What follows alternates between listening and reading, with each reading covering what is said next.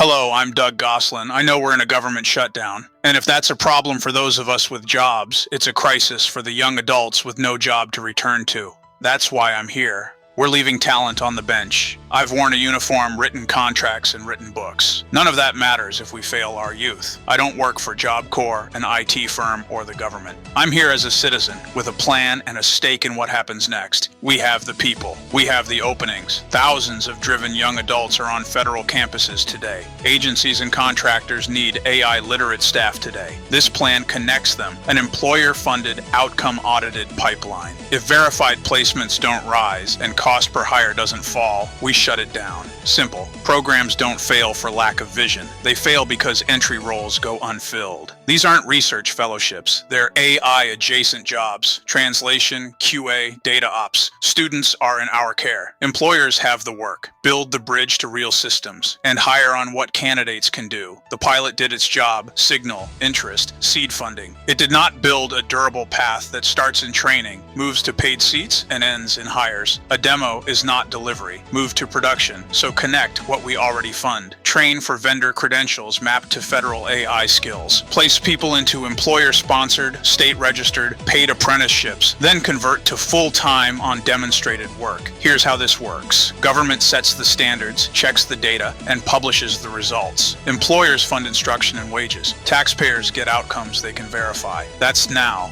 What does each side gain? Students gain real skills with direct links to jobs, paid apprenticeships, and a future that starts with a paycheck. Centers gain placement, credibility, and proof that what they teach works. Employers gain people trained on their stack, ready to ship work on day one. Agencies gain a domestic bench aligned with OPM and OMB guidance. And taxpayers gain lower cost per hire and transparent reporting on return. The pilot opened the door. This plan walks an entire workforce through it. So, how do we move now?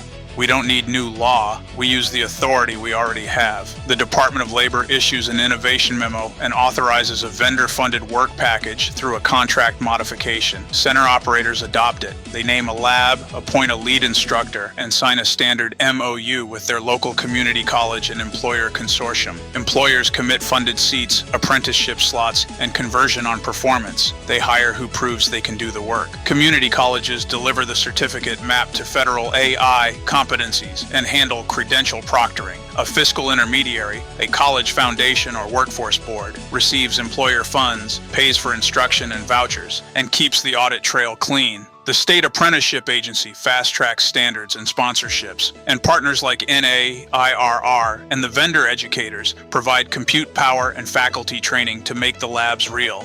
That's it. No new bureaucracy, just coordination, accountability, and motion. So we run the clock. Days 0 to 30, authorization out, centers selected, MOU signed, employer seats committed, apprenticeship pre-approvals queued. Days 31 to 60, instructors trained, compute online, curricula locked, fiscal account opened. Days 61 to 90, recruit cohort 1, start the bridge. We post a public dashboard. We track enrollments, credentials, apprenticeships, conversions, wages, retention, and cost per hire. Centers that hit the marks continue. Centers that miss twice exit. No new statute, no new office, clear roles, visible results. What I'm asking today is direct. Federal programs with agency head sign-off and OFPP/OMB concurrence. Classify this as performance-based training under existing authority and tie deliverables to the metrics we publish.